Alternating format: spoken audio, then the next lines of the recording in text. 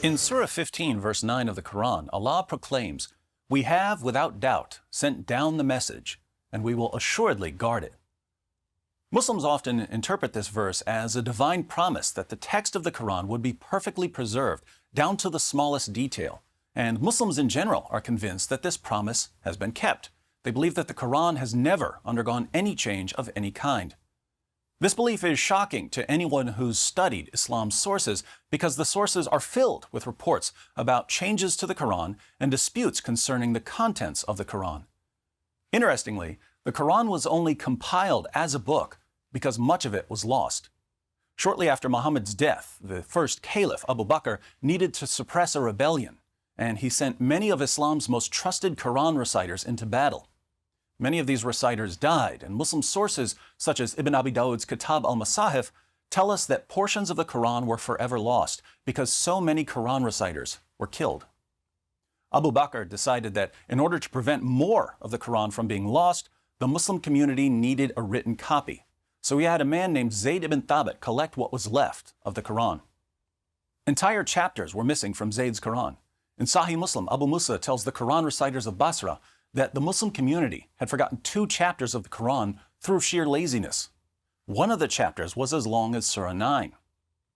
In Abu Ubaid's Kitab Fada'il al-Quran, Aisha says that more than 2/3 of Surah 33 was lost. In Sunan ibn Majah, Aisha reports that certain verses of the Quran were lost because she had the only copy of these verses, and her copy was eaten by a sheep. By the time of Uthman's reign as third caliph, there were so many differences in the way Muslims were reciting the Quran, Uthman decided to take action. In Sahih al-Bukhari, Uthman orders the Muslim community to send him all their written manuscripts of the Quran, and he burned them all. Then he issued a new written version for Muslims to recite. Not all Muslims approved of the new Quran. Indeed, some of Muhammad's top Quran reciters rejected Uthman's edition of the Quran. In Sahih al-Bukhari, Muhammad told his followers to learn the recitation of the Quran from 4 people. 2 of the 4 people on Muhammad's list were Abdullah ibn Masud and Ubay ibn Ka'b.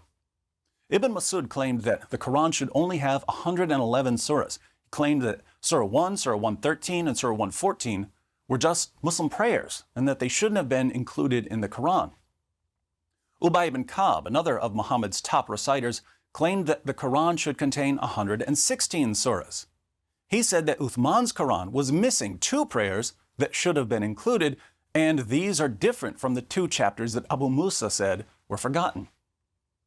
So Muhammad's best reciters couldn't even agree on what was supposed to be in the Quran, which means that the process of compiling the Quran was a difficult and sloppy process. Due to these disputes among Muhammad's hand-picked reciters, Muslims are faced with a dilemma. If Muslims say that the Quran we have today has been perfectly preserved, they must say that Muhammad was horrible at choosing scholars since he selected men who disagreed with today's texts. If, on the other hand, Muslims say that their prophet would know whom to pick regarding Islam's holiest book, they must conclude that the Quran we have today is flawed. Anyone who reads the Muslim sources can know that the Quran has changed significantly over the years. The evidence shows that entire chapters were lost, that large sections of chapters came up missing, that individual verses were forgotten, and that phrases have been left out. Muhammad's best teachers and reciters couldn't even agree on which chapters were supposed to be in the Quran. The early Muslims understood this.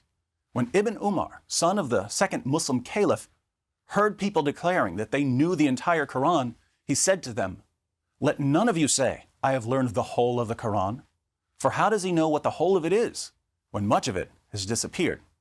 Let him rather say, 'I have learned what remains thereof.'" This raises an obvious question. What's the difference between a book that's been perfectly preserved and one that hasn't been perfectly preserved? If Muslims are right, there's no difference at all. The typical characteristics of a book that hasn't been perfectly preserved are missing phrases, missing passages, missing chapters, disagreements about what goes back to the original, and so on. But the Quran has all of these characteristics. So Muslims who are aware of the evidence, but who also want to maintain the perfect preservation of the Quran, must say something like this: yes, the Quran has all the characteristics of a book that hasn't been perfectly preserved, but it's been perfectly preserved anyway. Strange claim. We should also take note of the obvious. Muslim scholars are well aware of the fact that the Quran has been changed, and yet they tell less educated Muslims that the Quran has always been exactly the same. Why are Muslim scholars and leaders deceptive about the history of their book? Moreover, if they're willing to deceive their fellow Muslims about the history of the Quran, what else are they being deceptive about?